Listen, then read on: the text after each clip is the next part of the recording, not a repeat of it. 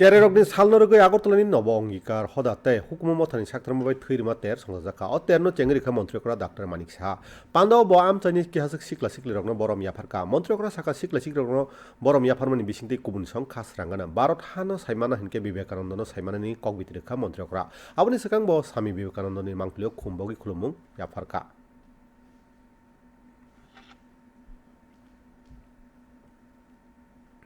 তো এটা মনে থাকার বিষয় যে আমাকে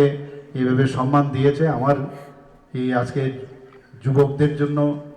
স্বামীজি যে কথা বলেছেন যে আগামী দিনের ভবিষ্যৎ আমাদের যুবক,